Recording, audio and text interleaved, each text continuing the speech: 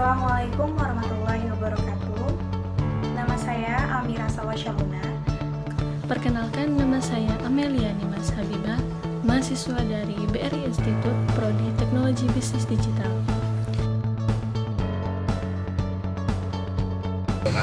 Nama saya Robi Raihan dari Teknologi Bisnis Digital kelompok 1. Nama saya Muhammad Alvaros Mamreka. Kami dari kelompok 1 Prodi Teknologi Bisnis Digital BRI Institute akan menjelaskan mengenai evolusi infrastruktur. Berikut penjelasannya.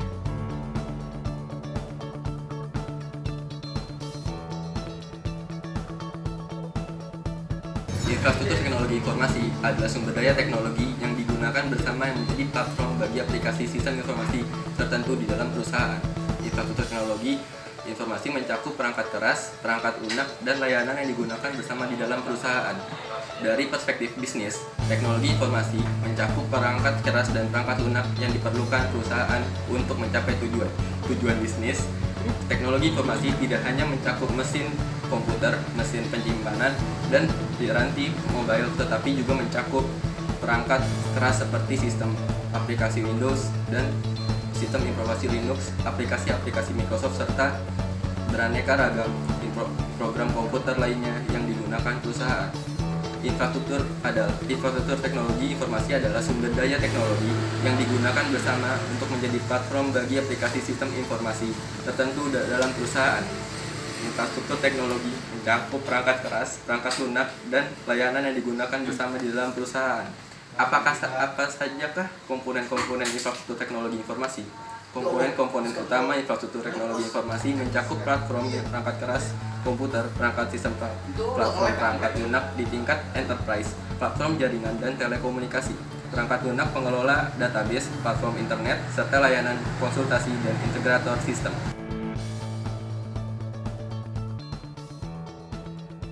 Pertama itu ada era mesin akuntansi elektronik. Mesin akuntansi elektronik itu sekitar tahun 1930 sampai 1950, yang merupakan komputer primitif yang digunakan untuk perusahaan akuntansi. Selanjutnya masuk ke era mainframe umum dan komputer mini. Infrastruktur TI dalam era mainframe tahun 1959 hingga sekarang. Selanjutnya, era ketiga ada era PC atau era personal computer, yaitu tahun 1981 hingga sekarang. Era keempat ada era client atau server tahun 1983 hingga sekarang, terdiri atas jaringan client desktop atau laptop hingga komputer server. Nah, yang terakhir ada era komputasi internet perusahaan. Ini adalah perubahan infrastruktur teknologi informasi yang di atas telah mengalami perkembangan dalam pemrosesan komputer. Lanjut ke B, definisikan dan jelaskan hal-hal berikut. Yang pertama ada server web, aplikasi server, infrastruktur klien atau server bertingkat. Oke, ke pertama ada server web. Server web yaitu perangkat lunak yang berfungsi sebagai penerima permintaan yang dikirimkan melalui browser, kemudian memberikan tanggapan permintaan dalam bentuk halaman situs web, atau lebih umumnya kita biasa kenal dalam dokumen HTML. Kemudian ada selanjutnya definisikan aplikasi server. Oke, aplikasi server itu sebuah aplikasi komputer dengan fungsi untuk melayani permintaan user terhadap permintaan akses yang berasal dari komputer klien. Yang terakhir, definisikan dan jelaskan arsitektur client server. Oke, arsitektur client server yaitu istilah arsitektur yang mengacu pada desain sebuah aplikasi atau di mana komponen yang membentuk suatu sistem ditempatkan dan bagaimana mereka berkomunikasi. Yang B cukup sampai situ, kita lanjut ke yang C. Jelaskan hukum Moore dan media penyimpanan digital berkapasitas besar. Oke, hukum Moore atau Moore's Law atau hukum Moore yaitu hukum yang terkenal dalam industri mikroprosesor yang menjelaskan tingkat pertumbuhan kecepatan mikroprosesor. Tingkat pertumbuhan kecepatan mikroprosesor diperkenalkan oleh Gordon M. Moore. Gordon M. Moore ini adalah salah satu pendiri Intel.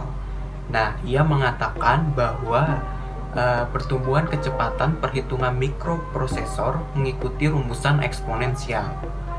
Nah, selanjutnya yang terakhir, hukum media penyimpanan digital berkapasitas besar adalah jumlah informasi digital yang meningkat kurang lebih hampir 2 kali lipat setiap tahunnya, atau hampir semua pertumbuhan informasi ini melibatkan penyimpanan magnetik dari data digital, dan dokumen tercetak hanya 0,003% dari total pertumbuhan per tahunnya.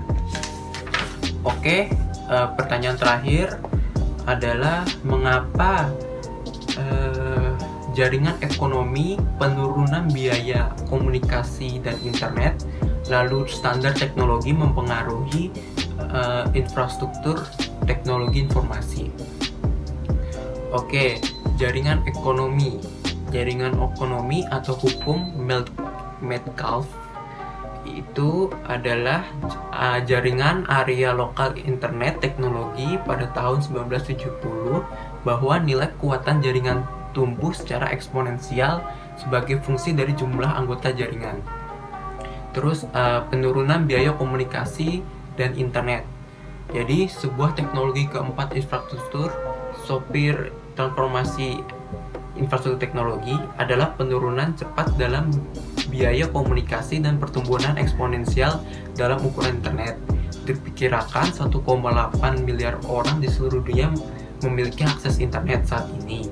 Sebagai biaya komunikasi jatuh menurun sejumlah yang sangat kecil. Nah, dan pendekatannya sudah mulai ke nol.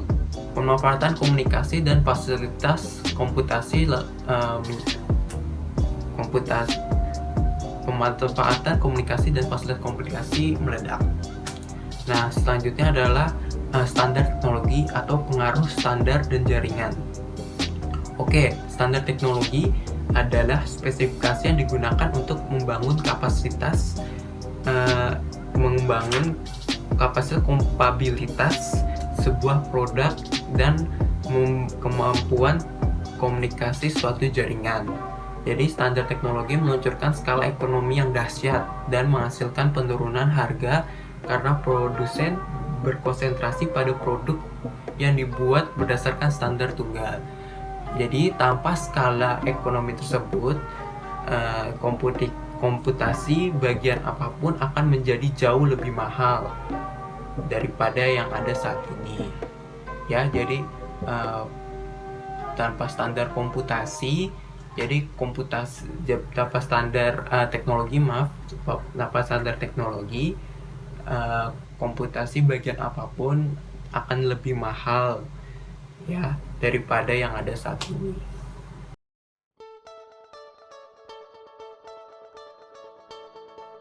Saya akan menerangkan tentang tren terkini platform perangkat keras pada komputer.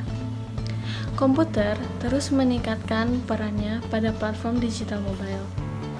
Komputasi jaringan melibatkan penghubung komputer-komputer yang secara geografis berada di lokasi yang jauh ke dalam jaringan tunggal untuk menciptakan sebuah jaringan. Komputasi yang menghubungkan semua daya kemampuan komputer yang ada pada jaringan tersebut. Virtualisasi mengatur sumber daya komputasi sehingga penggunaan mereka tidak terbatas hanya pada konfigurasi fisik ataupun lokasi geografis saja. Dalam cloud computing, individu dan perusahaan memperoleh daya komputasi dan layanan perangkat lunak lewat internet, ketimbang membeli atau menginstal perangkat keras pada perangkat lunak dan yang terdapat pada komputer. Multi-core processor adalah sebuah mikroprosesor yang meletakkan 2 atau lebih core prosesor untuk menunjang kinerja komputer. Green computing meliputi praktik dan teknologi dalam memproduksi, menggunakan, membuang perangkat teknologi informasi untuk mengkonfigurasi dan memperbaiki dirinya sendiri. Yang terakhir adalah prosesor hemat energi, mengurangi penggunaan listrik secara drastis pada perangkat digital.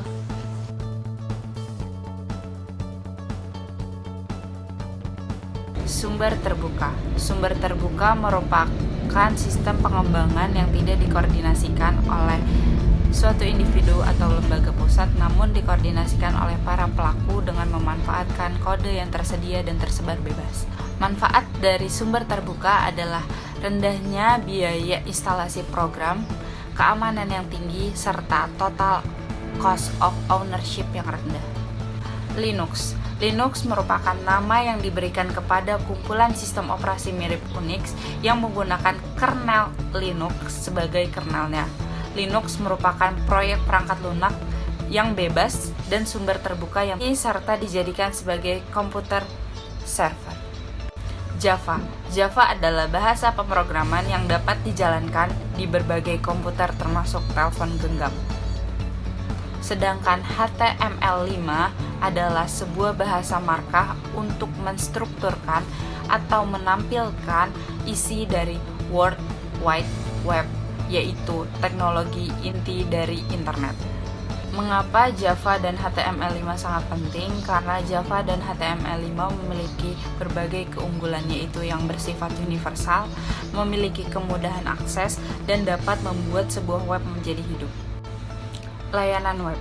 Layanan web memiliki banyak kelebihan yang ditawarkan oleh web service, terutama interoperabilitas tinggi dan pengguna yang dapat diakses kapanpun dan dimanapun selama pengguna terhubung oleh internet.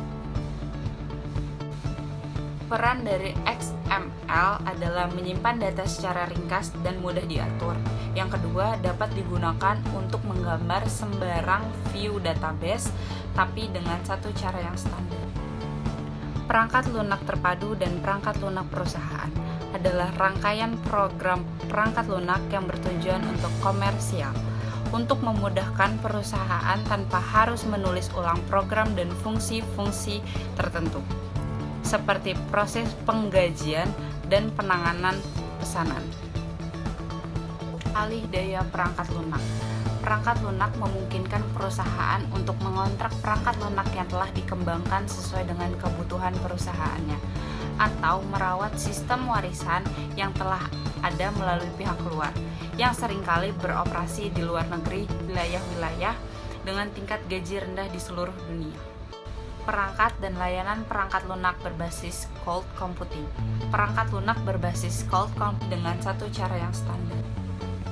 Perangkat lunak terpadu dan perangkat lunak perusahaan adalah rangkaian program perangkat lunak yang bertujuan untuk komersial, untuk memudahkan perusahaan tanpa harus menulis ulang program dan fungsi-fungsi tertentu, seperti proses penggajian dan penanganan pesanan. Alih daya perangkat lunak. Perangkat lunak memungkinkan perusahaan untuk mengontrak perangkat lunak yang telah dikembangkan sesuai dengan kebutuhan perusahaannya, atau merawat sistem warisan yang telah ada melalui pihak luar, yang seringkali beroperasi di luar negeri, wilayah-wilayah dengan tingkat gaji rendah di seluruh dunia. Perangkat dan layanan perangkat lunak berbasis cloud computing. Perangkat lunak berbasis cloud computing dan data yang digunakan tersimpan pada server andal pada sebuah pusat pengolahan data berskala besar, serta dapat diakses melalui koneksi internet dan web standar. Mashup adalah aplikasi perangkat lunak campuran yang bergantung pada jaringan dengan kecepatan tinggi, standar komunikasi universal, dan kode sumber terbuka. Mashup Web mengkombinasikan dua atau lebih kemampuan aplikasi online untuk menciptakan aplikasi campuran yang memberi nilai lebih bagi pelanggannya ketimbang sumber aslinya. Apps adalah bagian-bagian kecil dari perangkat lunak yang harus dijalankan oleh internet.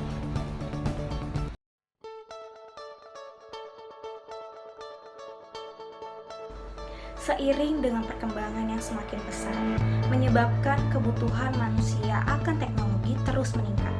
Banyaknya permintaan untuk terus menciptakan teknologi yang canggih mengharuskan para pihak terkait untuk menghasilkan sesuatu yang lebih sederhana, namun mampu memenuhi kebutuhan manusia terhadap teknologi.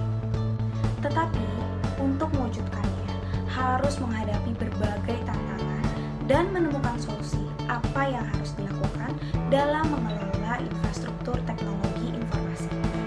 Berbagai tantangan besar dalam mengelola infrastruktur teknologi informasi mencakup perubahan platform dan infrastruktur, pengelolaan dan pengaturan infrastruktur, serta pengambilan keputusan investasi secara bijak. Lebih spesifik lagi, bagaimana kita mengelola sistem teknologi informasi yang dapat terintegrasi antara pelanggan, pemasok, dan mitra bisnis lainnya dalam pasar global. Untuk itu, sangat dibutuhkan solusi yang tepat untuk memperbaikinya.